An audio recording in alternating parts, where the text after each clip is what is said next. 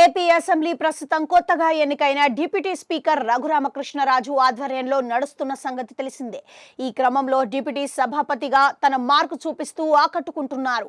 RRR అనే కమెంట్లు వినిపిస్తున్నాయి. ఈ నేపథ్యంలో మంగళవారం ఓ ఆసక్తికరమైన పరిణామం చోటు చేసుకుంది. ఇందులో భాగంగా ఓ మహిళా ఎమ్మెల్యే చీర గురించి రఘురామ ఆరా తీశారు.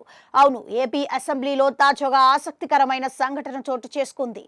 ఇందులో భాగంగా ప్రశ్నోత్తరాల సమయంలో నెల్లమర్ల అసెంబ్లీ నియోజకవర్గ జనసేన ఎమ్మెల్యే లోక నాగమాధవి చేనేత రంగంపై మాట్లాడారు. గుజరాత్లో బీజోడి అనే గ్రామంలో కూలీలు కాస్త నేతన్నలుగా మారి అధిక లాభాలు ఆర్జిస్తుంటే మన రాష్ట్రంలో మాత్రం నేతన్నలు మగ్గాలు మూసుకొని కూలీలుగా మారిపోతున్నారని పేర్కొన్నారు.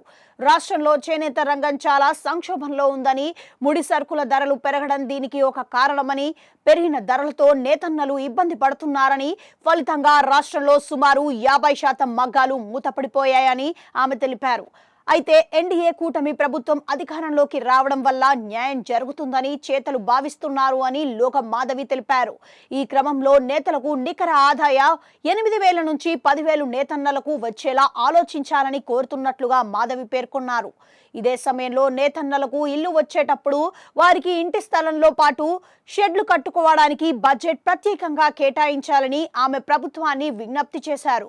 ఇదే క్రమంలో ప్రభుత్వ ఉద్యోగులు అంతా నెలలో ఒకరోజు చేనేత వస్త్రాలు ధరించేలా ప్రత్యేకంగా ప్రభుత్వం నిబంధన పెట్టేలా చొరవ తీసుకోవాలని ఆమె ప్రభుత్వానికి విజ్ఞప్తి చేశారు. ఈ సందర్భంగా స్పందించిన డిప్యూటీ స్పీకర్ రఘురామ, మీరు ఇప్పుడు ధరించిన చీర చేనేతదేనా అంటూ ఎమ్మెల్యేని ప్రశ్నించారు. దీంతో ఆమె చేనేతదేనండి అంటూ నవ్వుతూ సమాధానం చెప్పి ముగించారు. దీనికి సంబంధించిన వీడియో ఇప్పుడు నెట్టింట వైరల్ గా మారింది. ఇదే సమయంలో నెలలో ఒకరోజు రాష్ట్రంలోని ప్రభుత్వ ఉద్యోగులు అంతా చేనేత వస్త్రాలు ధరించేలా ప్రభుత్వం నిబంధన తీసుకురావాలనే ఆలోచన కూడా ఆ రంగాన్ని మరింత ప్రోత్సహించడానికి ఉపయోగపడే సూచన అని అంటున్నారు పరిశీలకులు.